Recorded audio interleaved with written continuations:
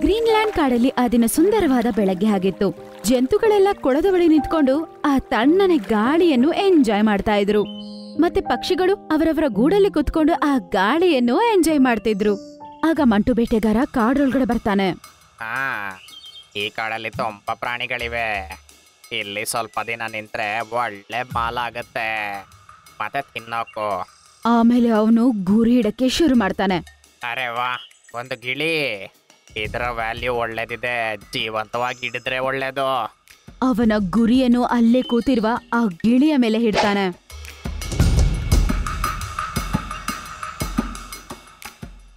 ಮಿಟ್ಟು ನೋಡು. ಆಗ ಮೋಂಟು ಕೋತಿ ಆ ಬಾಣವನ್ನು ಹಿಡ್ಕೊಂಡು ಅದನ್ನ ಜೋರಾಗಿ ಬಿಸಾಕ್ತಾನೆ. ಅದು ಹೋಗಿ ಬೇಟೆಗಾರನ ಕಾಲ್ ಮೇಲೆ ಚುಚ್ಕೊಳ್ಳುತ್ತೆ. ಅಯ್ಯೋ ಅಪ್ಪ, ದೇವರೇ ಸತ್ತೆ. ಮಜಾ ಬಂತ. ನಿನ್ನ ನೋಡ್ಕೊಳ್ತೀನಿ. ಈಗ ಹೋಗ್ತಾ ಇದ್ದೀನಿ, ಮತ್ತೆ ಬರ್ತೀನಿ ನಾನು. ಆಮೇಲೆ ಬೇಟೆಗಾರ ಅಲ್ಲಿಂದ ಹೊರಡು ಬಿಡ್ತಾನೆ. ಅವರ ಗುಡಿಸಲಿಗೆ ಹೋಗಿ ಅಲ್ಲಿ ಅವನು ಔಷಧಿ ಹಾಕೋತಾ ಇರ್ತಾನೆ. ಇದು ಸರಿಯಾಗ್ಲಿ, ಮತ್ತೆ 3 ಬೇಟೆ ಮಾಡ್ತೀನಿ ನಾನು. ಅವನು ಸಾಯಂಕಾಲದವರೆಗೂ ಸ್ವಲ್ಪ ರೆಸ್ಟ್ ತಗೋತಾನೆ. ಮತ್ತೆ ಅವನು ಕಾಡಿನ ಕಡೆಗೆ ಬೇಟೆ ಆಡೋದಕ್ಕಂತ ಹೋಗ್ತಾನೆ. ಇವತ್ ನೋಡ್ತೀನಿ ಹೇಗ್ ತಪ್ಪಿಸ್ಕೊಳ್ತಾರೆ ಇಲ್ಲಿಂದ ಅಂತ. ಅವನು ಮುಂದೆ ನಡ್ಕೊಂಡು ಹೋಗ್ತಿರ್ತಾನೆ. ಆನೆ ಮತ್ತೆ ಜಿಂಕೆ ಅಲ್ಲಿ ನಿಂತ್ಕೊಂಡು ಇಬ್ರು ಮಾತಾಡ್ತಾ ಇರ್ತಾರೆ. ಚೋಟು, ನಾನ್ ಆಲೋಚನೆ ಮಾಡ್ತಿದ್ದೆ ಹೇಗ್ ಬಾಡಿ ಬೆಳೆಸೋದು ಅಂತ. ನಾನ್ ಆನೆಯಾಗಿ ಸಪೂರ ಇದ್ದೀನೀಗ. ಅಲ್ಲ, ಇಷ್ಟು ತೋರ ಇದ್ದೀಯ ನೀನು. ಇನ್ನೇನು, ಮತ್ತೆ ಸೂಜಿ ಚುಚ್ಚಿದ್ರೆ ಬಲೂನ್ ತರ ಹಾರೋಗ್ತೀಯ ಅನ್ಸುತ್ತೆ. ಮತ್ತೇನು ತೋರ ಆಗಬೇಕಾ? ಸಿಕ್ತು ಬೇಟೆ.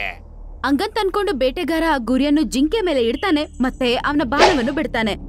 ಆದ್ರೆ ಅವನ ಬಾಣ ಅವನ ಗುರಿ ಹೋಗಿ ಸೇರೋದಕ್ಕೆ ಮುಂಚೆನೆ ಹದ್ದು ಆ ಬಾಣವನ್ನು ಬಾಯಲ್ಲಿ ಹಿಡ್ಕೊಂಡು ಅದನ್ನ ದೂರ ಬಿಸಾಕುತ್ತೆ.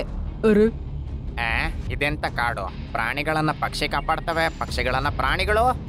ಇದು ನಮ್ಮ ಕಾಡಿನ ಏಕತೆ. ಅಣ್ಣ, ನಿಂದೇನು ನಡೆಯಲ್ಲ ಇಲ್ಲಿ. ಇಲ್ಲಿಂದ ನೀನು ಹೋದ್ರೇನೆ ಒಳ್ಳೇದು. ಇಲ್ಲ, ನಾನು ಅಷ್ಟು ಬೇಗ ಸೋಲೊಪ್ಕೊಳ್ಳಲ್ಲ.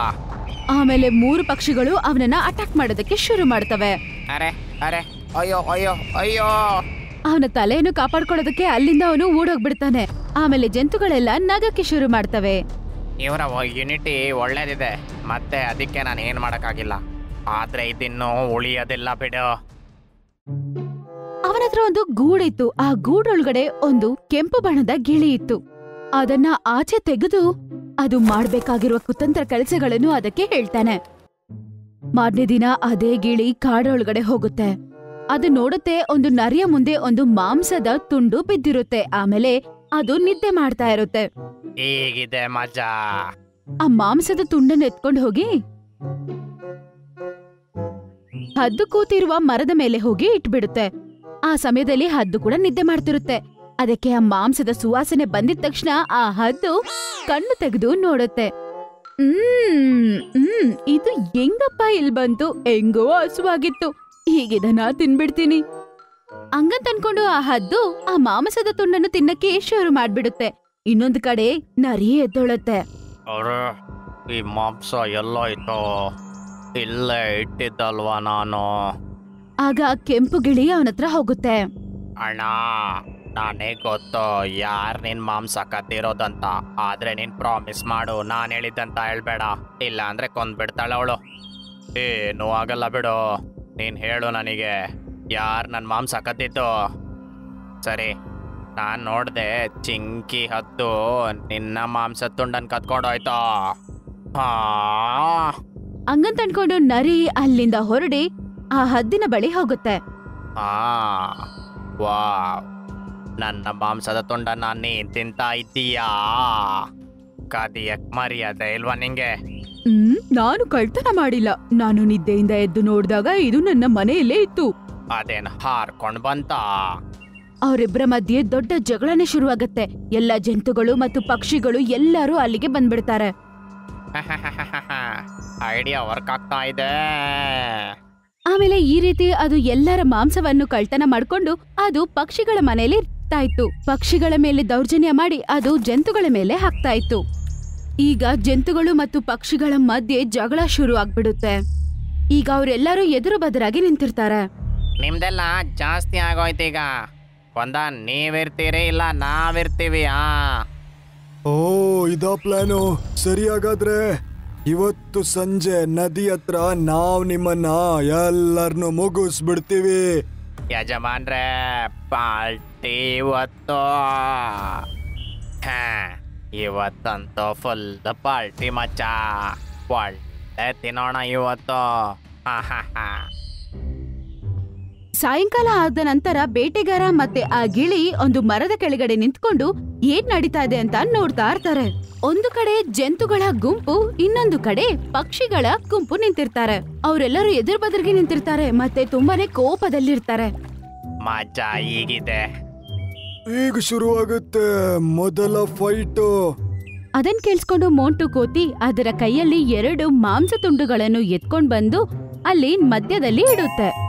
ನೋಡೋಣ ಯಾರು ಹೆಚ್ಚು ತಿಂತಾರೆ ಅಂತ. ಮ್ಯಾಚ್ ಈಗ ಸ್ಟಾರ್ಟ್ ಆಗುತ್ತೆ. ಈಗ ಇದೆಯಾ ಗಲಾಟೆ? ಅಯ್ಯೋ ದೇವ್ರೆ. ಒಂದು ಮಾಂಸದ ತುಂಡನ್ನು ಹದ್ದು ತಿನ್ನಕ್ ಶುರು ಮಾಡುತ್ತೆ, ಇನ್ನೊಂದು ನರಿ ತಿನ್ನಕ್ ಶುರು ಮಾಡುತ್ತೆ.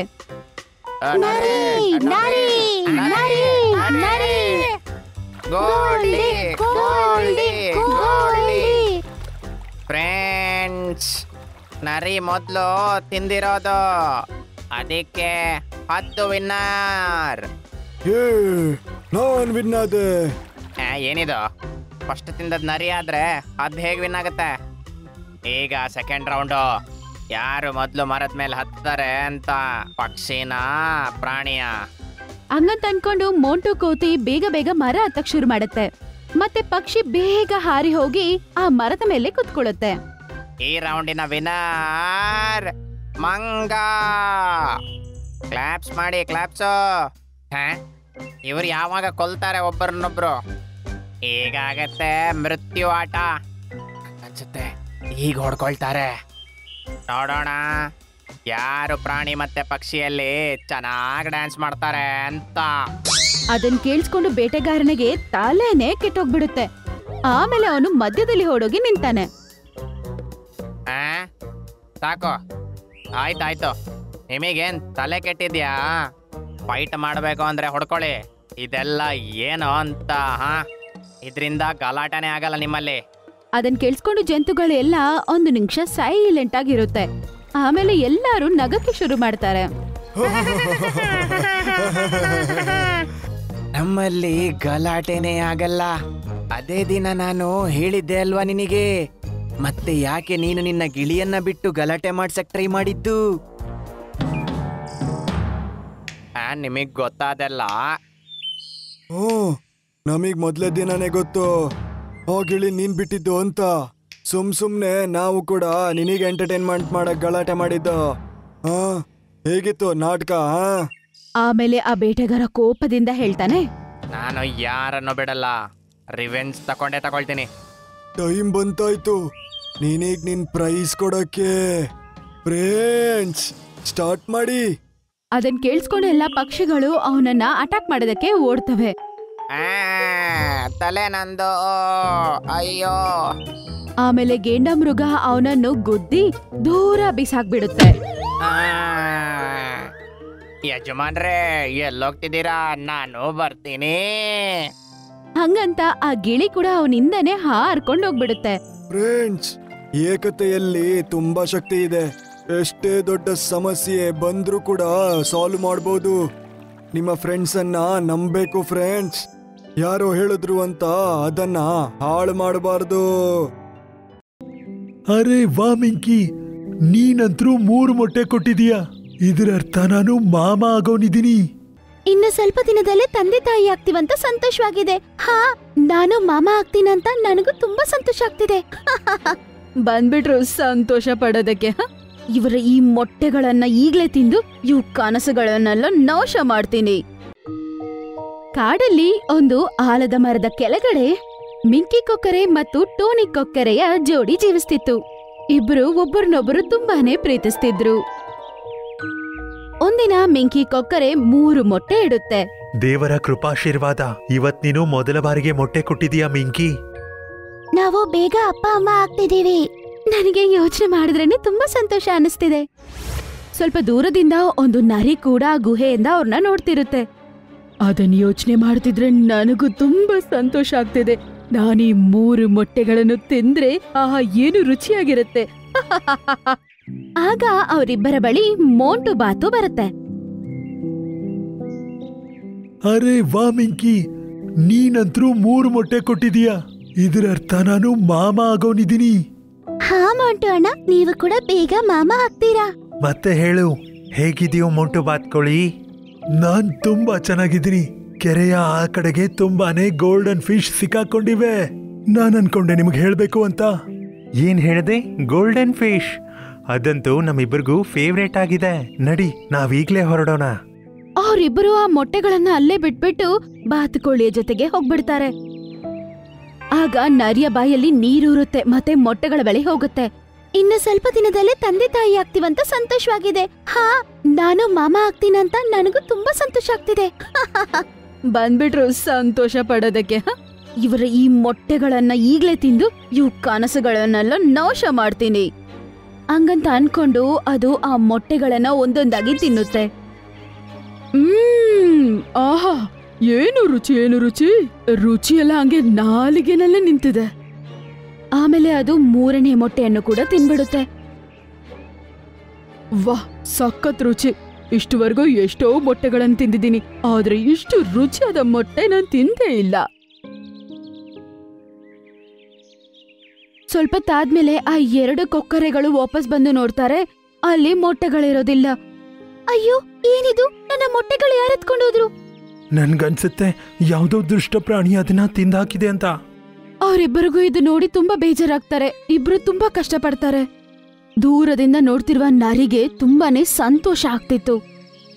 ಆಮೇಲೆ ರಾತ್ರಿ ಪೂರ್ತಿ ಇವರಿಬ್ರು ನಿದ್ದೆನೇ ಮಾಡಲ್ಲ. ಬೆಳಗಾಗತ್ತೆ. ನಡಿ ಮಿಂಕಿ, ಏನಾದ್ರೂ ತಿನ್ನೋದಕ್ಕೆ ಹೋಗೋಣಂತೆ. ಆಮೇಲೆ ನೀನ್ ಮತ್ತೆ ಮೊಟ್ಟೆ ಕೊಡುವಂತೆ. ಎಷ್ಟೊತ್ತವರೆಗೂ ಬೇಸರವಾಗಿರ್ತೀಯಾ? ಮತ್ತೆ ನಾನು ಮೊಟ್ಟೆ ಇಟ್ಟ ನಂತರ ಅದನ್ನ ಯಾರಾದ್ರೂ ತಿನ್ಬಿಟ್ರೆ ನನ್ ಕೈಲಂತೂ ತಡ್ಕೊಳಕ್ಕಾಗೋದಿಲ್ಲ ರೀ. ಅದನ್ನ ಕೇಳಿದ ನಂತರ ಟೋನಿ ಹೇಳ್ತಾನೆ, ಅಲ್ಲೇ ಸ್ವಲ್ಪ ದೂರದಲ್ಲಿ ಇದ್ದ ಕಲ್ಲುಗಳಲ್ಲಿ ಒಂದು ಬಿಳಿ ಕಲ್ಲನ್ನು ಎತ್ಕೊಂಡ್ಬರ್ತಾನೆ. ಮತ್ತೆ ಅದನ್ನು ಆ ಗೂಡೊಳಗಡೆ ಇಡ್ತಾನೆ. ಏನ್ ಮಾಡ್ತಿದ್ದೀರಾ ನೀವು? ನೀನ್ ನೋಡ್ತಿರು ಮಿಂಕಿ.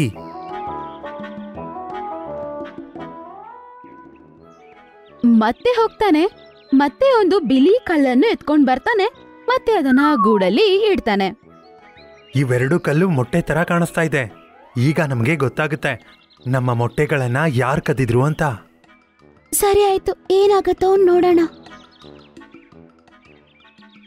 ಆಮೇಲೆ ಅವರಿಬ್ರು ಅಲ್ಲಿಂದ ಹೋಗ್ಬಿಡ್ತಾರೆ. ಸ್ವಲ್ಪ ದೂರ ಹೋದ ನಂತರ ಒಂದು ಮರದ ಹಿಂದ್ಗಡೆ ನಿಂತ್ಕೊಂಡ್ ಬಚ್ಚಿಟ್ಕೊಂಡ್ ನೋಡ್ತಿರ್ತಾರೆ. ನಿದ್ದೆ ಮಾಡ್ತಿದ್ದ ನರಿ ಆಗ್ಲೇ ಎದ್ದೊಳುತ್ತೆ. Good morning everyone. ಇಲ್ಲಿ ಯಾರು ಇಲ್ಲ, ಯಾರಿಗ್ ನಾನ್ ಗುಡ್ ಮಾರ್ನಿಂಗ್ ಹೇಳೋದು? ಹಂಗಂದ್ ಹೇಳ್ತಿದ್ದಂಗ್ಲೇ ಅದರ ದೃಷ್ಟಿ ಅಲ್ಲೇದ ಮೊಟ್ಟೆಗಳ ಮೇಲೆ ಬೀಳುತ್ತೆ. ಅದನ್ನ ನೋಡಿದ ತಕ್ಷಣ ಅಲ್ಲಿಂದ ಓಡಿ ಹೋಗುತ್ತೆ.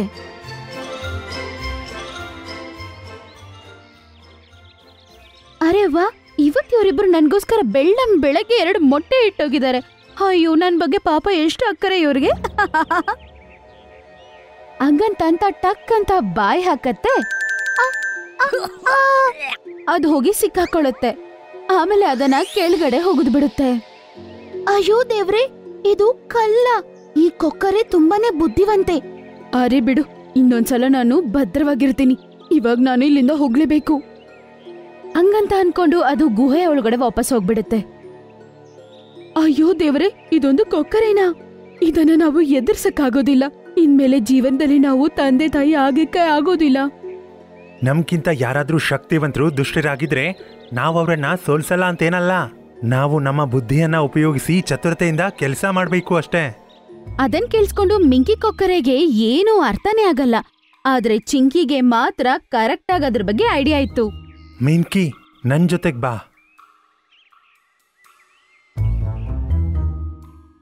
ಟೋನಿ ಕೊಕ್ಕರೆ ಮಿಂಕಿ ಕೊಕ್ಕರೆಯ ಜೊತೆಗೆ ಒಂದು ಗುಹೆ ಹತ್ರ ಹೋಗುತ್ತೆ. ಅದ್ರ ಆಚೆಯೇ ಒಬ್ಬ ಶೇರ್ ಕೂತಿದ್ದ.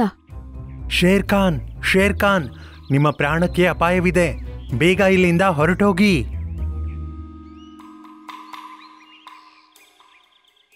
ಅರೆ, ಇದೇನು ಹೇಳ್ತಾ ಇದೀಯಾ? ನನ್ನ ಪ್ರಾಣಕ್ಕೆ ಯಾರಿಂದ ಅಪಾಯ ಇರುತ್ತೆ? ಒಂದು ನರಿ ತುಂಬಾನೇ ಭಯಾನಕವಾಗಿದೆ. ಅದು ಇಲ್ಲಿವರೆಗೂ ತುಂಬಾ ಪ್ರಾಣಿಗಳನ್ನ ಕೊಂದು ಹಾಕಿದೆ. ಮತ್ತದು ಈಗ ಹೇಳ್ತಿದೆ ನಾನು ಶೇರ್ ಖಾನ್ನ ಅವನ ಗುಹೆಯಲ್ಲೇ ಹೊಡಿತೀನಿ ಅಂತ. ಒಂದು ನರಿ? ಒಂದ್ ನಿಮಿಷ ಶೇರ್ ಖಾನ್ ಸುಮ್ನಿರ್ತಾನೆ. ಸ್ವಲ್ಪ ತಾದ್ಮೇಲೆ ಅವನು ನಗ್ತಾನೆ. ಆಯ್ತು, ಕರ್ಕೊಂಡ್ ಬಾ ಅದನ್ನ. ನಾನು ನನ್ನ ಗುಹೆಯಲ್ಲೇ ಅದಕ್ಕಾಗಿ ಕಾಯ್ತೀನಿ. ನೋಡೋಣ ಯಾರು ಯಾರನ್ನ ಕೊಲ್ತಾರೆ ಅಂತ. ಆಯ್ತು ಶೇರ್ ಖಾನ್, ನಾವು ನಾಳೆ ಅದನ್ನ ಕರೆದುಕೊಂಡು ಬರ್ತೀವಿ. ಹಂಗಂತಂತ ಅವರಿಬ್ರು ಅಲ್ಲಿಂದ ಹೋಗ್ಬಿಡ್ತಾರೆ.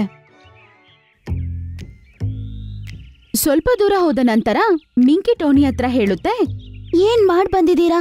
ಇವಾಗ ರಾಜನ ಹತ್ರ ಯಾಕೆ ನೀವು ಸುಳ್ಳು ಹೇಳಿದ್ದು? ಏನ್ ಮಾಡ್ಬೇಕು ಅನ್ಕೊಂಡಿದ್ದೀರಾ? ಆ ನರಿಯ ದುರಾಸೆಯೇ ಅದರ ವೈಫಲ್ಯ. ನಾವು ಆ ವೈಫಲ್ಯದ ಲಾಭವನ್ನ ತೆಗೆದುಕೊಳ್ಳೋಣ ಅಷ್ಟೇ. ಈಗ ನಾನು ಏನ್ ಹೇಳ್ತೀನೋ ಅದನ್ನ ಗಮನ ಇಟ್ಟು ಕೇಳು.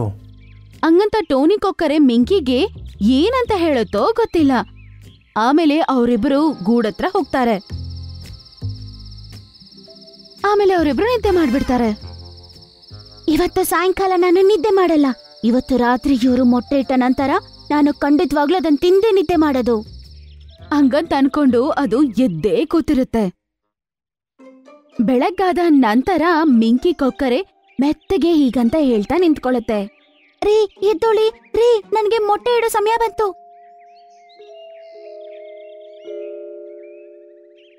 ಅರೆ, ಹೇಳ್ತಾ ಇದ್ದೀನಿ, ಯಾಕೆ ಹೋಗ್ತಾ ಇದೀಯಾ? ಏನಂದ್ಲಿ ಇವಳು? ಮೊಟ್ಟೆ ಇಡೋ ಸಮಯ ಬಂತ ಅಂದ್ರೆ ನಿಮ್ಮ ಈ ಐಡಿಯಾ ತುಂಬಾ ಚೆನ್ನಾಗಿದೆ. ಗೂಡಲ್ಲಿ ಮೊಟ್ಟೆ ಇಡದೆ ನಾವು ಆ ಗುಹೆಯಲ್ಲಿ ಮೊಟ್ಟೆ ಇಡೋದು. ಇಲ್ಲಿನವರೆಗೂ ಆ ಗುಹೆಯಲ್ಲಿ 9 ಮೊಟ್ಟೆ ಇಟ್ಟಿದೀವಿ. ಹೀಗಾಗಿ ಇನ್ನು 2 ಇಟ್ಟು ಬರ್ತೀನಿ. ಓಹೋ, ಹಾಗಾದ್ರೆ ನೀವಿಬ್ರು ಆ ಗುಹೆ ಒಳಗಡೆ ಮೊಟ್ಟೆ ಇಡಕ್ ಶುರು ಮಾಡಿದ್ರಾ? 9 ಮೊಟ್ಟೆ ಅಂತಿದ್ದಂಗ್ಲೇ ನನಗೆ ಬಾಯಿ ಊರ್ತಿದೆ. ಇವತ್ತಂತೂ ನನಗೆ ನ್ಯೂ ಇಯರ್ ಪಾರ್ಟಿ ಆಗುತ್ತೆ.